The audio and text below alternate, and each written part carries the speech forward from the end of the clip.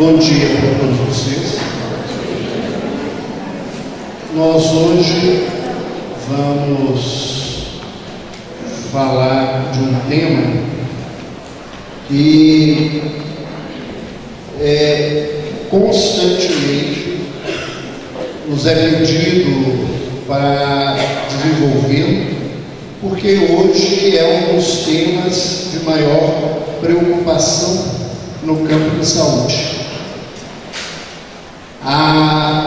Os quadros depressivos são hoje uma das 5 patologias no mundo responsáveis pela maior quantidade de absenteísmo ao trabalho, ou seja, que levam as pessoas a se afastarem das suas atividades profissionais. E a Organização Mundial de Saúde faz uma previsão que em 2025, ou seja, exatamente daqui a 13 anos, a depressão seja a terceira maior causa de morbidade e mortalidade no mundo entre as doenças. Aí nós não estamos incluindo as questões dos acidentes e das questões das guerras que a gente convive, só das patologias. Lembrando que as 2 primeiras causas seriam as doenças cardiovasculares e os cânceres, que na realidade tem como uma das causas principais a depressão. Sendo assim, a medicina conviverá em pouco tempo com o grave desafio da luta com a depressão para tentar minorar o sofrimento de uma grande parte da população. Hoje, os tratamentos se constituem um desafio. Há várias pesquisas na tentativa de se conseguirem medicamentos efetivos para os quadros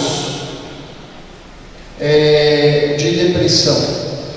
E com todo o esforço do trabalho, a resposta ainda é muito pequena. Os bons medicamentos para a depressão, quando dão resultados, eles atingem apenas 60% dos pacientes. Ou seja, de cada 10 pacientes que recebem atendimento na área da depressão, pelo menos 4 vão se manter doentes por não apresentarem respostas efetivas àquilo que nós temos como instrumentação para o nosso trabalho. Vamos falar um pouquinho de conceitos.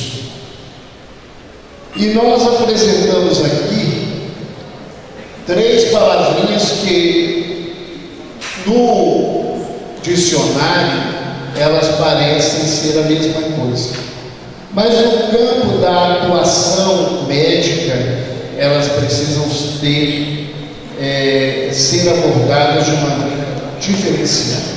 A primeira delas é tristeza. Tristeza é uma emoção natural. Nós assistimos constantemente as criaturas do nosso lado, e nós somos participantes dessa vivência da tristeza. E infelizmente, muitos profissionais da área da saúde, equivocadamente não vinculados à área da saúde mental, têm tentado tratar com antidepressivos essa emoção que faz parte da vida da criatura, sem um resultado efetivo, porque a gente não trata a tristeza com remédio. Tristeza é uma emoção que te leva para dentro de você. É uma emoção que pergunta a você mesmo o que está acontecendo com a sua vida.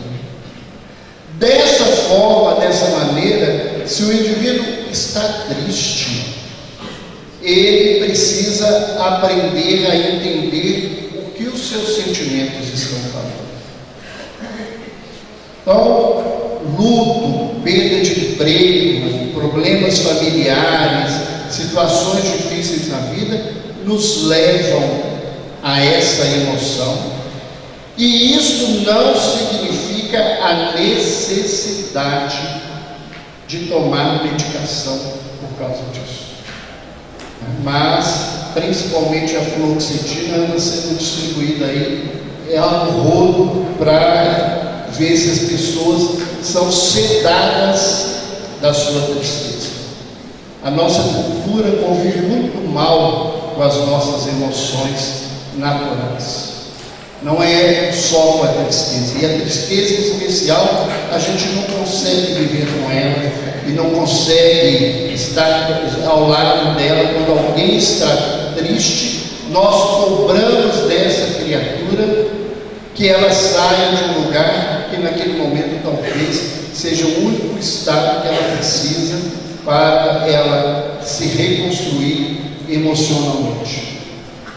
Depressão, do ponto de vista, do psiquismo, é uma tristeza estagnada. É a tristeza que nos circulou. Se você vive um luto e não trabalha esse luto e convive com ele dentro de você, com o tempo ele vai te levar a um estado depressivo. Mas em psiquiatria, tristeza, a depressão é um sintoma de diversas doenças. Um indivíduo que tem um quadro, por exemplo, de hipotiroidismo, que é uma disfunção da glândula tireoide, um dos sintomas que ele apresenta é a depressão. E se você tratar essa depressão com remédio, o indivíduo não vai melhorar, porque a causa real desse sintoma é a disfunção tiroidiana. Tomando o hormônio, refazendo o quadro endocrinológico, o indivíduo passa a ter um funcionamento normal e desaparece o sintoma.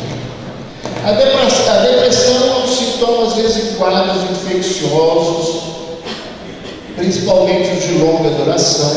É um sintoma de muitos pacientes portadores de câncer e diversas outras patologias. Aí ela não é a doença, ela é um dos sintomas presentes numa outra patologia. A depressão é uma síndrome. O que significa essa expressão médica? Síndromes são quadros nosológicos, ou seja, quadros de doenças, em que as pessoas têm sintomas parecidos, mas não se desenvolvem da mesma maneira. Hoje se evita chamar as doenças mentais em geral, mas o quadro de depressão, como doença, uma patologia, porque as patologias em medicina, você conhece o agente que causou, a forma como a doença acontece na vida do indivíduo, como você trata, como isso desaparece e quando desaparece.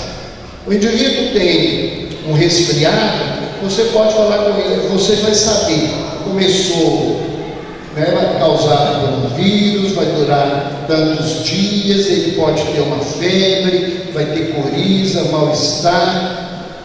A gente tem esses detalhes todos para fazer. Em doença no campo da área mental, ninguém pode fazer isso.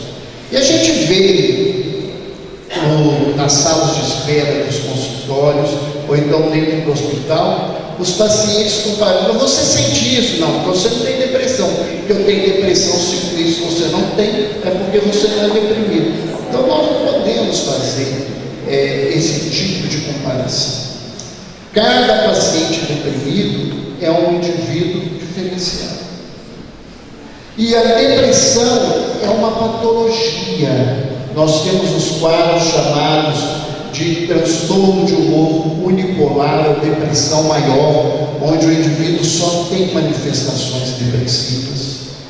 Nós temos os famosos, que está virando todo mundo agora, que é o diagnóstico psiquiátrico que diz que é bipolar. Porque tem hora que eu estou alegre, tem hora que eu estou triste. Isso não é bipolar, mas todo mundo, e os médicos não conhecem, também diz que você não é bipolar. Manda, às vezes, alguns profissionais da área de saúde, vai lá no psiquiatra, que você é bipolar, que tem hora que você está alegre, tem hora que você está triste. Não é isso que é bipolar. São doenças extremamente graves. Nós temos os transtornos mistos de depressão e ansiedade.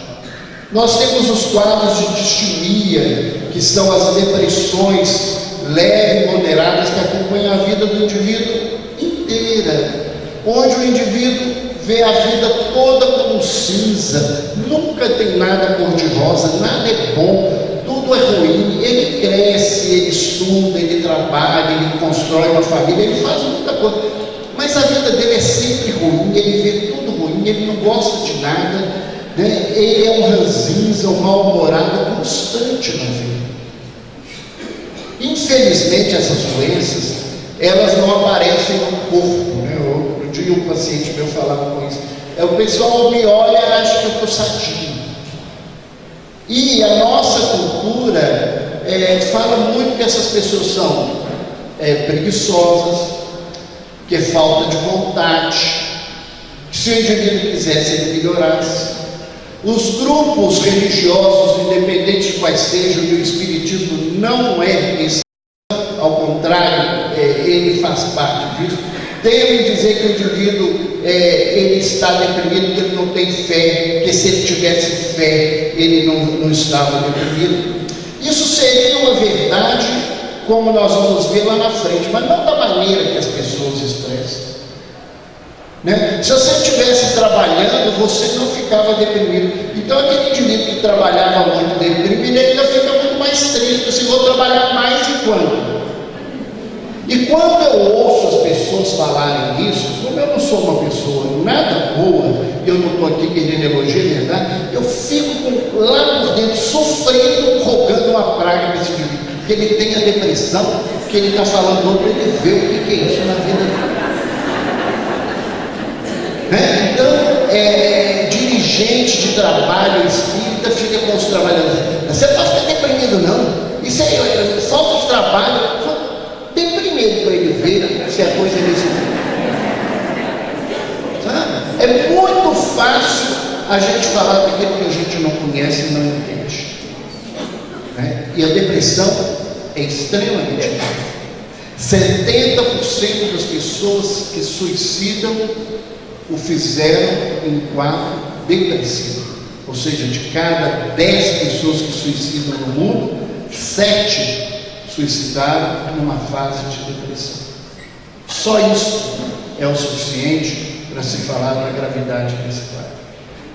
A grande maioria dos cânceres, eles se despertam, porque às vezes estão dormindo no organismo durante muito tempo, numa fase de angústia e depressão da vida da criatura. Muitos quadros de infarto agudo, de transtornos cardiovasculares graves, são frutos de situações de depressão agudas ou crônicas na vida da criatura. Então, depressão é uma coisa grave e que a gente precisa passar a ter maior cuidado com o que a gente fala e com o que a gente diz. E nós temos a palavra, a melancolia, que é um termo inclusive usado pelos espíritos no livro O Evangelho segundo o Espiritismo, falando da melancolia. A melancolia que os espíritos falam tem muito mais a ver com o banzo que os escravos sentiam quando vinham forçadamente de suas terras para outras terras passarem pela aprovação desta lei. Mas a melancolia, então, que os Espíritos dizem, é aquele sentimento que o espírito preso ao corpo gostaria de se livrar e ir para o mundo espiritual numa condição diferente da que ele vive agora. Em psiquiatria, melancolia é uma coisa muito grave, é uma depressão grave, com sintomas somáticos. Geralmente a pessoa tem queixas orgânicas sérias e com características psicóticas. O indivíduo, há um quadro de melancolia, de depressão melancólica, que chama-se síndrome de Ganser, em que a pessoa acredita que uma parte do corpo dela morreu. E isso chega ao ponto, um paciente há muitos anos, ele dizia que o intestino dele estava morto, então ele passou a se recusar a comer. Ele não queria comer. Comer por quê? Eu não posso comer, o meu intestino está morto, se eu comer, a comida vai ficar parada, não pode. Ele passou a recusar a alimentação. E com os dias e a recusa, tentando, forçando a alimentar, a gente começava a perceber como se exalasse do corpo dele um cheiro pútrido, como se tivesse morrido. Algo tivesse morto, apodrecendo. Nós fomos obrigados a colocá-lo para tomar a alimentação por sonda, e a alimentação entrava e saía pela cavidade anal, do mesmo jeito que tinha entrado, dando a entender que é como se não tivesse um intestino para absorver nada.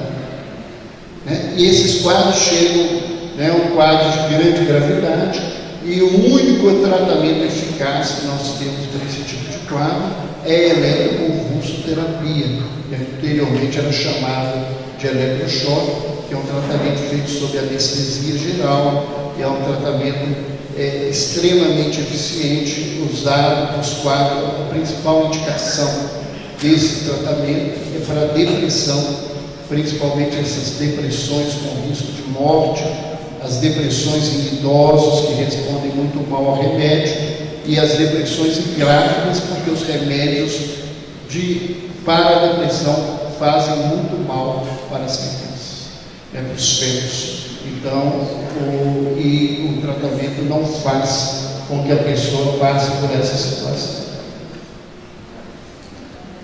O que a gente avalia dentro desses quadros de depressão? Nós temos os sintomas psíquicos, os sintomas fisiológicos e as alterações comportamentais. Antes de eu continuar, eu pediria que vocês prestassem atenção que isso precisa ser um conjunto de sintomas e precisa de um diagnóstico médico, senão vocês vão acabar aqui, vão fazer fila lá fora querendo receita minha, porque todo mundo é deprimido. E cada um vai achar alguma coisa dele por aqui. E a situação não é desse jeito.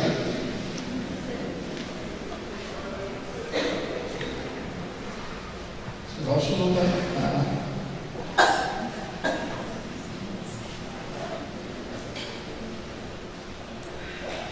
Os sintomas psíquicos, nós começamos com o humor depressivo, a sensação de depressão. Embora ele seja importante, existem quadros de depressão em que a pessoa não queixa tristeza. A principal queixa dela é falta de prazer e cansaço. Mas esse é o sintoma mais comum em todos os quadros de depressão. Então a pessoa tem uma sensação de tristeza, tem uma autodesvalorização, ela acha que ela não vale nada, que ninguém gosta dela, que ela prejudica todo mundo, tem um sentimento profundo de culpa, que ela prejudica a família, as pessoas, que ela é a causa da infelicidade de todo mundo que está do lado dela, porque ela é deprimida e é uma pessoa que incomoda e que não serve para nada. Eles apresentam a anedonia, que é a falta de prazer. Os deprimidos passam a perder interesse daquilo que eles gostavam. É a dona de casa que assistia todas as novelas, porque agora não gosta de novela, não assiste mais, não tem interesse. É aquele homem que era apaixonado por futebol e que hoje não nem assistir, nem ouvir futebol, nem saber os resultados, porque ele não tem mais interesse sobre essas coisas. A pessoa vai perdendo todo tipo de interesse na sua vida. Ela se queixa de um cansaço, mesmo sem estar trabalhando ou fazendo qualquer coisa. Um cansaço constante, incomodativo. E ela vai perdendo aos poucos a capacidade de pensar, de tomar decisões, né? De tomar atitudes na vida. Uma paciente, certa feita, chegou ao consultório numa crise, chorando muito. Uma dona de casa, com mais de 20 anos de casamento, que cuidava a vida inteira do seu lar, e ela relatava naquele dia que a crise estava tão intensa que ela levantara cedo, por volta das 7 horas, 7h30 da manhã, e que a ocupação dela na manhã era de fazer almoço. E quando chegou 15 para meio-dia, ela entrou em desespero, porque diversas vezes ela abria a geladeira, olhava para as coisas e não conseguia decidir o que iria de fazer de almoço para os filhos e o esposo que chegariam com o tráfico. Executivos acostumados a decisões mais simples, que vão para uma reunião e não conseguem sequer entender o motivo daquela reunião com clareza dentro do processo de depressão. Então são quadros extremamente complicados em que a pessoa sofre profundamente essa incapacidade. Os sintomas fisiológicos, os principais, se vinculam a 3 grupos. Primeiro, as alterações do sono. Grande número dos deprimidos tem ou insônia ou tem hipersonia, que é uma necessidade de dormir muito. Então não é um quadro só de um lado, mas dos 2 lados. E essa muito sonolência, ou essa falta de sono, agravam a possibilidade da vivência do dia a dia e precisam ser combatidos seriamente. A grande parte dos deprimidos perdem a fome. E aí vem o problema oficial dos médicos e psiquiatras, porque as mulheres querem curar a depressão e não querem recuperar o apetite. Aí fica um sofrimento. Doutor, a única coisa que depressão serve é emagrecer.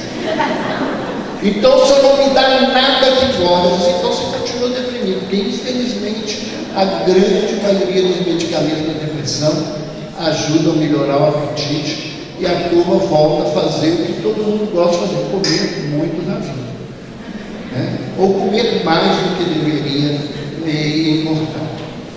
Mas existem os pacientes deprimidos ansiosos que comem muito, também tem essa alteração. Outro grupo de alterações são, na realidade, a redução do apetite sexual. Motivo para os maridos, principalmente aqueles ignorantes que não aceitam que depressão é doença, brigarem e darem até um pontapé no traseiro das mulheres e mandá-las embora, porque não conseguem entender que a pessoa não está com problema com ela, com o companheiro. Ele está com um problema que ele não tem dentro dele nenhum interesse sexual. As pessoas com quadros profundos de depressão perdem o interesse para outras áreas do sexo. Então, aquilo não passa a ser uma coisa que não tem nenhuma preocupação para ele. Nós temos, então, as alterações comportamentais. Alterações comportamentais, nós temos o retraimento social, a pessoa passa a não querer conviver com os outros.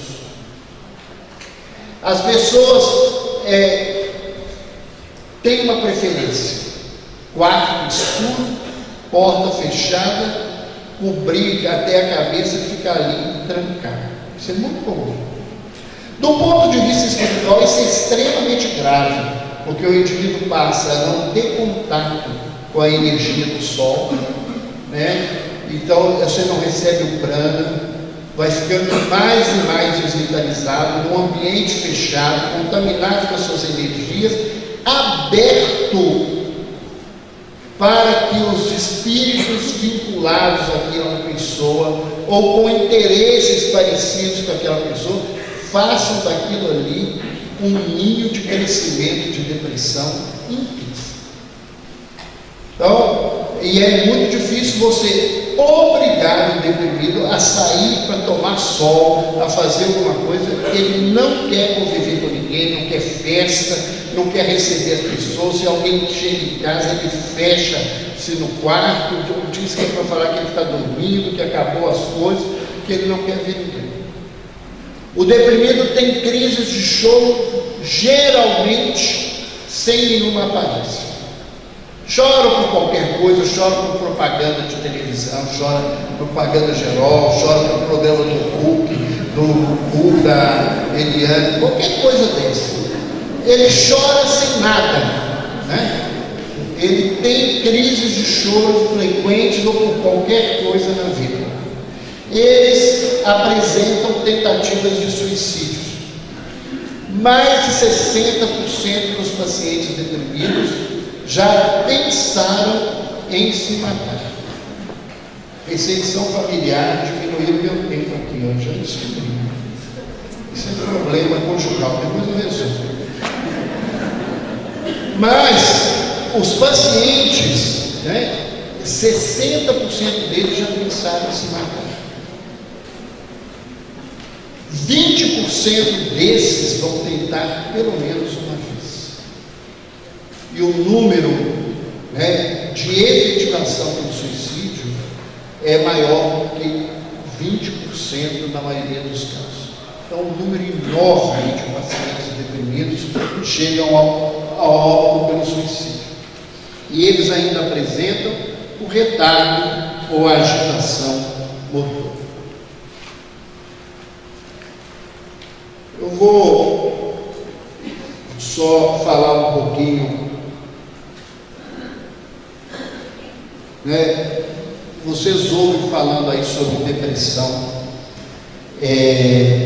que ela é genética, e na realidade, quando nós falamos em medicina, que uma doença é genética, do ponto de vista espiritual, significa que é uma predisposição mórbida dessa criatura. No caminho da sua vida, nos desenganos das suas diversas encarnações, a criatura constrói essa propensão e quando vai reencarnar, escolhe pais que carregam essas possibilidades do surgimento da doença. Então, na verdade, do ponto de vista clínico, a depressão é um quadro genético, né? Há uma grande predisposição, como vocês podem ver aí nas porcentagens de ligação genética da depressão, porque é uma afinidade espiritual. Por que a gente adoece? Não é só a depressão. O que leva o espírito a adoecer? Segundo os amigos espirituais, no livro O Homem Sadio, Uma Nova Visão, o que nos leva ao adoecimento é a falta de fé. É a perda da ligação do espírito com o seu Criador.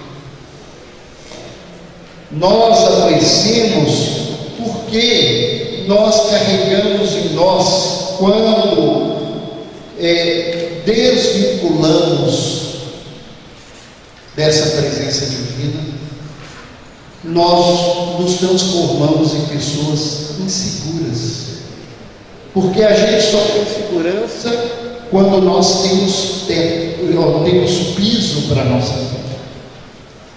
E o indivíduo que se afasta de Deus, ele perde o piso. Então o que ele faz? Ele busca o piso nele mesmo. Esse piso se chama egoísmo, que se manifesta de diversas formas no caminhar da vida. Seja como egoísmo, como vaidade, como inveja, são manifestações da verdade, da rebeldia da criatura. O Carlos, esse autor que escreve o livro Mediunidade com Jesus, e é um dos autores do Homem Sadio, ele diz que a depressão é a manifestação da rebeldia do espírito, que olha para Deus e diz assim: se o Senhor não me dá a vida que eu quero, eu não quero a vida que o Senhor me dá. Se fecha em si mesmo e paralisa. É como se morresse vivo, né, na caminhada da sua evolução. Então, essa rebeldia, ela leva o indivíduo, pela consciência que ele carrega em si da lei, a um sentimento de culpa. Esse sentimento de culpa, ele pode se manifestar no indivíduo através de duas formas. Os espíritos que são mais yang, né, nós temos duas polaridades dentro de nós, são os espíritos que se vinculam à raiva. Então, quando eles se sentem culpados, a primeira coisa que eles fazem é culpar o mundo.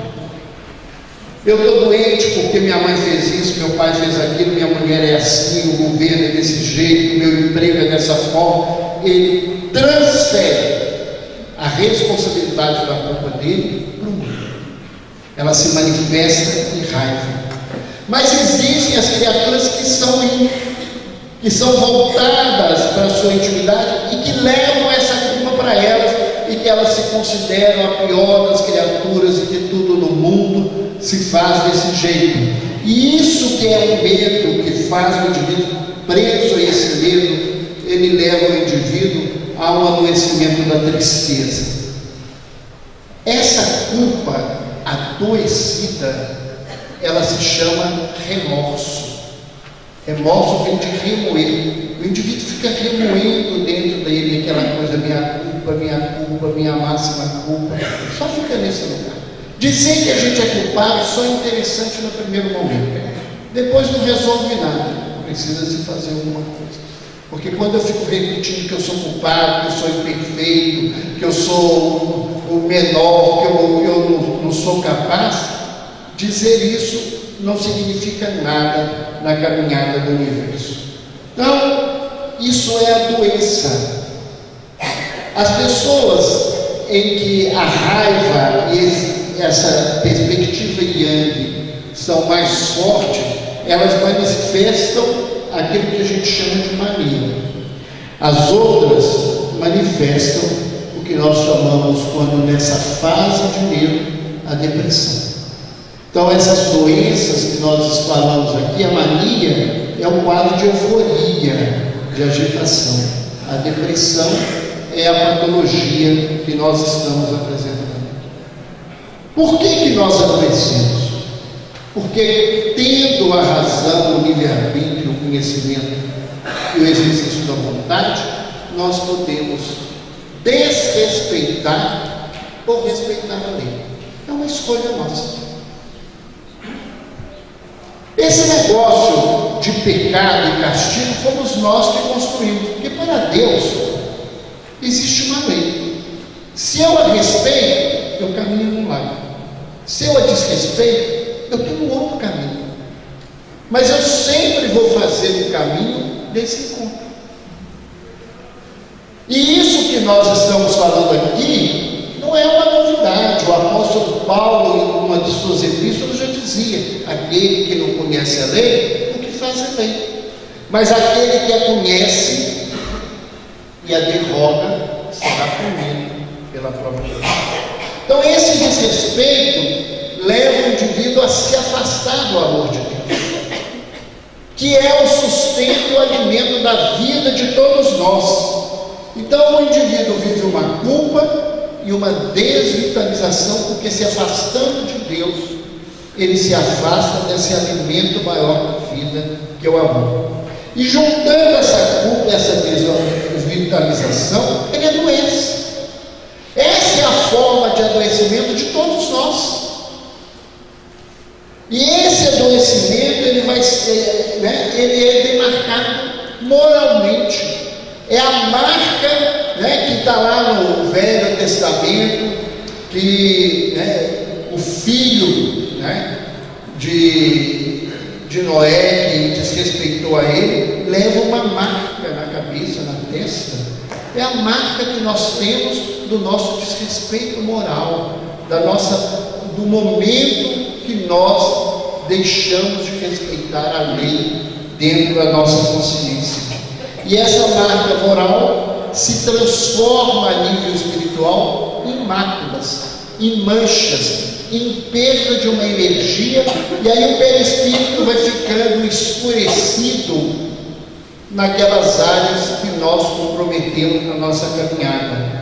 Pode isso acontecer no corpo mental, ou no corpo astral ou espiritual, dependendo daquilo que nós fazemos. Então as pessoas, o nosso comprometimento da inteligência leva ao comprometimento do corpo mental, no campo do sentimento, no corpo astral. Como a depressão tem uma ligação muito grande com essas duas coisas, muitas vezes o indivíduo está doente desses dois lados, mas principalmente desse. E aí o que acontece? O duplo etérico, o corpo vital, através dos chakras, dos centros vitais, ele fica demarcado, ele adoece, fica desvitalizado por causa dessas manchas espirituais, e o indivíduo tem uma ressonância nos seus órgãos físicos e surge a doença, que no caso específico que nós estamos falando é a depressão. Então, para encerrar, nós vamos tentar falar um caminho de cura de uma maneira rápida, e nós podemos retomar isso nas questões que nós estamos levantando. Primeira coisa para sarar é ter consciência da doença. Porque se eu não acredito que eu sou doente, eu não vou melhorar. Isso parece óbvio, mas a maioria de nós não temos consciência da doença. Mesmo quando a gente fala que é doente, a gente não fala, eu sou egoísta, mas no fundo eu não acredito, não. Eu quero é que o outro fale assim, mentira, você não é egoísta, não. Eu sou muito orgulhoso, que isso, ser humilde, Nem todo mundo é como eu, simples, humilde, bom de coração, mas isso é uma exceção. Vocês estão vendo, minha mãe fala que eu sou isso, mãe não mente, eu não acredito nisso. Então, a primeira coisa que eu tenho que ter é consciência que eu estou doente. Mas mesmo na consciência tem muita gente que sabe que é doente e nega esse processo. Do outro lado tem gente que constata, admite que está doente. E aqui já não estou falando de depressão, estou falando daquilo lá, de egoísmo, de rebeldia, assumir esse lugar nosso. A turma que nega tem uma especialidade, ela quer alívio de sintoma. Por isso que a turma do nega adora médico, que a gente dá receita, o indivíduo para de sentir as coisas, ele não precisa fazer esforço nenhum na vida. Muita gente faz isso, você está com febre, você tira a febre, mas não cuida da causa da febre. Você está deprimido, toma um remédio, sai da depressão, mas você não se encontra com a causa da depressão. Nós, quando falávamos ontem do milagre, está nesse lugar aqui, a gente quer o alívio desse lugar. Mas as pessoas que constatam, elas vão buscar o autoconhecimento. E diz Jesus: conhecereis a verdade, e a verdade vos libertará. E a verdade, aonde está a verdade?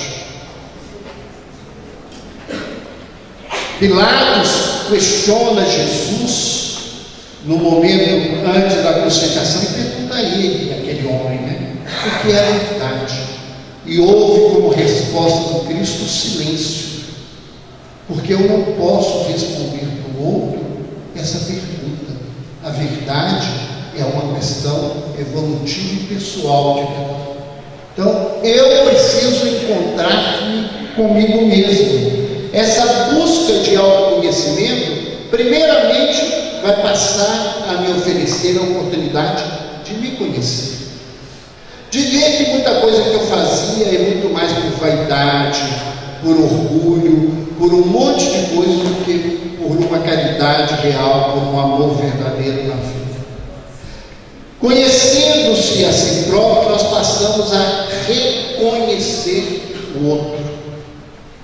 Quando eu passo a entender quem eu sou, os meus limites e as minhas potencialidades, eu começo a descobrir que tem gente do meu lado. Porque tem muita gente que está igual o bebezinho, continua achando que o mundo é um apêndice dele, que está aí por conta dele para fazer o que ele quer. Esse reconhecimento do outro, a partir do momento que eu me conheço e conheço o outro, descubro a limitação do outro, eu vou passar a reconhecer a existência de algo superior a mim e a ele, que é o Criador. Porque se eu e ele não construímos esse universo, deve ter algo superior a nós. É esse raciocínio que vai levando o indivíduo a esse tipo de conhecimento. À medida em que o indivíduo se reconhece, ele passa a exercitar a humildade, a saber que ele é um esterco, mas que esse esterco é fundamental para a terra, na construção e na produção de frutos melhores.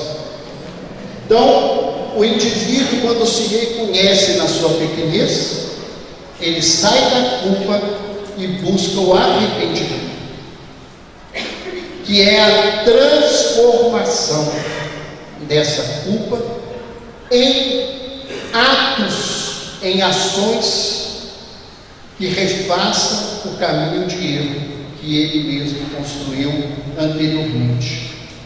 E ele então vai começar a despertar as suas potencialidades, porque à medida em que eu reconheço a minha pequenez, eu estou passando a me encontrar com a minha realidade e perceber que eu tenho mais do que eu imaginei. E quando você vai fazendo esse despertamento e você reconhece as suas potencialidades, você começa a reconhecer e aceitar a paternidade divina. À medida em que os afetos, as virtudes vão crescendo no homem, nós vamos aprendendo a perceber aquilo que nós não percebemos. Porque são as possibilidades de virtude do homem que farão o homem reconhecer cada vez mais a realidade do Criador. É por isso que no Livro dos Espíritos, quando Kardec pergunta aos Espíritos se é possível o homem entender a essência de Deus, e ele diz que não, porque nos falta o sentido. Nós precisamos desenvolver esse sentido na nossa vida para viver essa situação. Então, à medida em que eu aceito verdadeiramente Deus como Pai, eu vou começar a viver as orientações desse Pai e vou descobrir e ter consciência que eu sou herdeiro desse Deus. Vou ter consciência daquela frase de para-choque que eu acho muito bonita: não sou o dono do mundo, mas sou o filho dele. E se eu sou filho dele, eu sou responsável por tudo que ele colocou. E quando eu vivo a lei e me reconheço filho, então eu caminho e me encaminho em direção à saúde.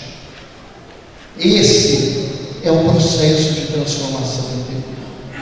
Remédio, terapias e todas as outras condições, passes, água frutificada, leitura, trabalho assistencial, desenvolvimento de mediunidade, todos esses recursos eles serão inócuos se eu não fizer esse processo e esse caminho na minha transformação. Muito obrigado.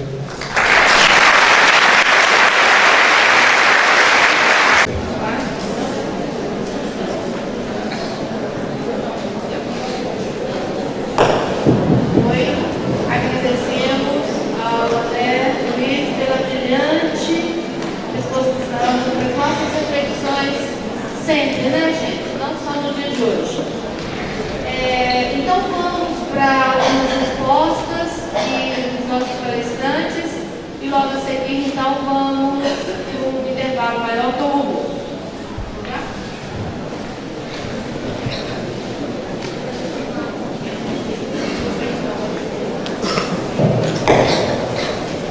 Nós vamos ser o mais breve possível. Alguém nos perguntou sobre a relação da depressão e obsessão, e a auto-obsessão. Na realidade, todas as doenças, elas são frutos da nossa auto-obsessão, né? Daquilo que nós fazemos de negativo conosco. Quando falamos do tema e não desenvolvemos a questão da obsessão, porque, como já tínhamos dito ontem, obsessão, ela tem efeito e não causa. A obsessão é fruto do nosso processo doentio mental, que abre espaço para esse processo.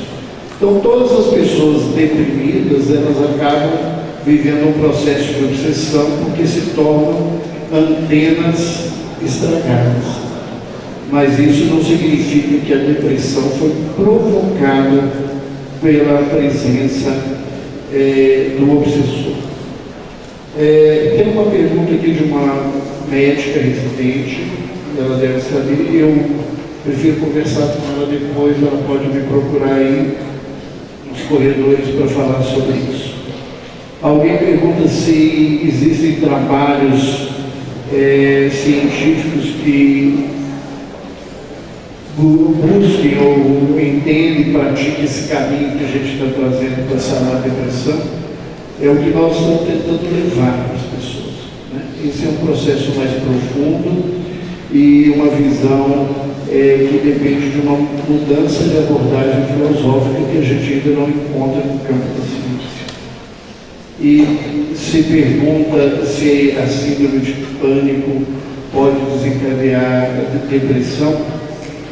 Olha, a síndrome de pânico é um quadro de transtorno de ansiedade grave e esse processo de ansiedade pode ser acompanhado, né, levar ao surgimento de depressão, como pode ter ao lado também um quadro depressivo associado à depressão.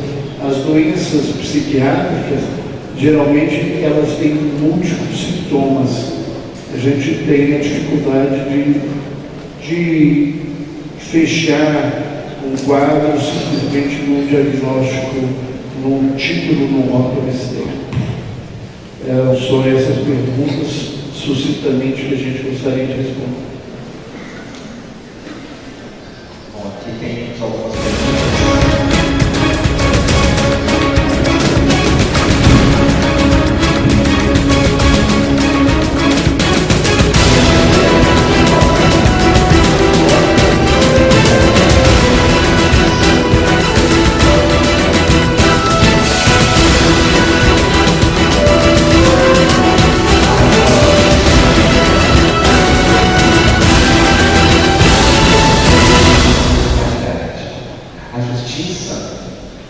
Justamente nós temos um sentimento íntimo que nós oramos quando nos colocamos na posição do outro. Qual é o bem que eu gostaria de receber nessa situação, nessa problemática? O que eu desejaria que fizesse por mim nessa situação? Esse sentimento de justiça que é íntimo nos impulsiona para fazer o bem àquele. Então, como eu gostaria de ser tratado se eu tivesse igual repente, vamos lá, um exemplo, um irmão ou um pai que estivesse doente do paciente. Como eu gostaria que ele quisesse me tratasse? Então a resposta emerge da nossa intimidade. Essa resposta, quando aplicada no sentido de ajudar o próximo, acaba sendo a caridade, a acentuação do bem. Então, dentro do meu entendimento, a diferença entre caridade e justiça é que a justiça nos leva à caridade. Nesse sentido, simplesmente justiça, conforme os Espíritos nos alertam. A outra pergunta foi sobre a evolução em dois mundos, sobre os filósofos. A gente pode conversar agora no intervalo, quem perguntou, sobre a meditação, né? Se que tipo de onda irradia, curta, média ou longa. Preciso pensar sobre isso. Na meditação a gente atinge alguns níveis diferenciados. Então a gente não tem muita informação de como a mente, o corpo mental está irradiando. Aquilo que eu falei de ondas curtas, médias e longas é a radiação do mental superior, que a Andressa apresenta. Nada impede do indivíduo que está fazendo meditação utilizar um eletroencefalograma e medir, mas não é a mesma onda. Ali que você mede o eletroencefalograma é diferente. É as ondas nem eletromagnéticas que a Andressa falou. Então é uma pergunta interessante também para a gente pesquisar. E por último, sobre experiências de aplicação no crânio para depressão, né, a aplicação de energia magnética para depressão aguda e outras enfermidades. Sobre isso, eu estou começando a pesquisar. Tenho poucas informações. Ela pergunta se tem a ver com o que a gente falou do fluxo mental. A resposta é sim, tem a ver. Tá? No Mecanismo da Mediunidade, no capítulo Cérebro e Energia, ele coloca que o fluxo mental gera um campo magnético. Esse campo magnético do fluxo mental aciona regiões, ele chama de províncias fulcro, né, do cérebro. Então o fluxo mental irradia campo magnético que vai atuar em cada região cerebral. Então essa pergunta ela tem a ver sim com o tema abordado. Pode conversar melhor aí. Ok. Agradecemos então a presença de todos, né?